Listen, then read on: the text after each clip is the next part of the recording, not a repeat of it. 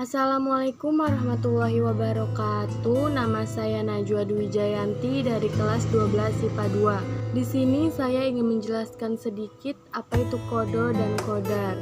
Iman adalah engkau beriman kepada Allah, malaikatnya, kitab-kitab, para rasulnya, hari akhir, dan beriman kepada takdir Allah yang baik dan yang buruk. Hadis riwayat Muslim. Iman adalah keyakinan yang diyakini di dalam hati, diucapkan dengan lisan, dan dilaksanakan dengan amal perbuatan. Salah satu di antara rukun iman umat muslim adalah iman kepada qada dan qadar. Jika kita melihat menurut bahasa, qada artinya adalah ketetapan dan qadar artinya adalah ketetapan Allah kepada setiap makhluknya yang bersifat azali. Azali artinya ketetapan itu sudah ada sebelumnya keberadaan atau kelahiran makhluk. Sedangkan qadar artinya menurut bahasa berarti ukuran. Pengertian qada dan qadar menurut Al-Quran yang dihimpun dari berbagai ayat, yaitu ada arti qada diartikan pada sejumlah istilah dalam Al-Quran. Berikut diantaranya: qada berarti hukum atau keputusan, terdapat dalam surah An-Nisa ayat 65. Qadar berarti mewujudkan atau menjadikan, surah Fussilat ayat 12. Qada berarti kehendak, Quran surah Al-Imran ayat 47.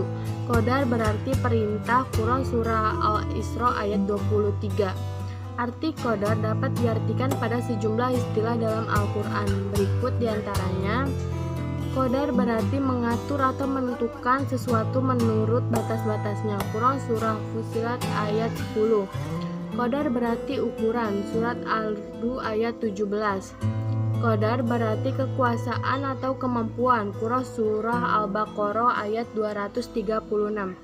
Qadar berarti ketentuan atau kepastian, Quran surah Al-Mursalat ayat 23.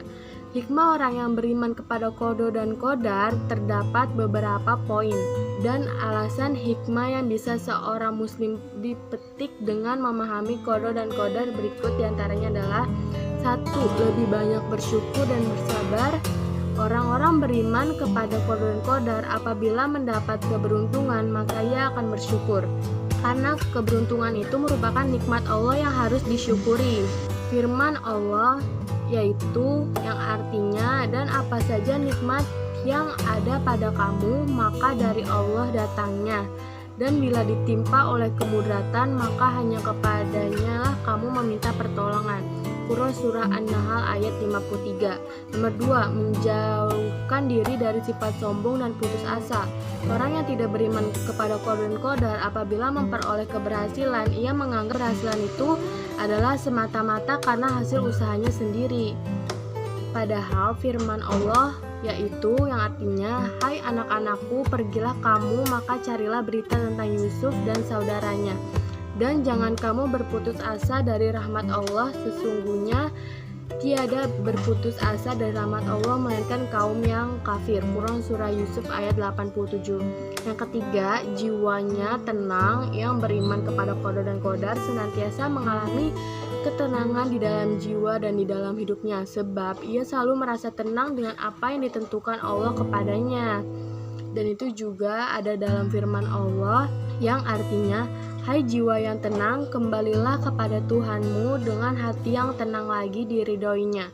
Maka masuklah ke dalam jamaah hamba-hambaku dan masuklah ke dalam surgaku.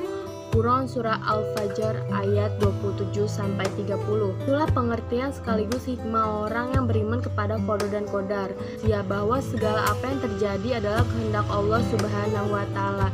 Demikian dapat saya sampaikan, kurang lebihnya mohon maaf. Wassalamualaikum warahmatullahi wabarakatuh.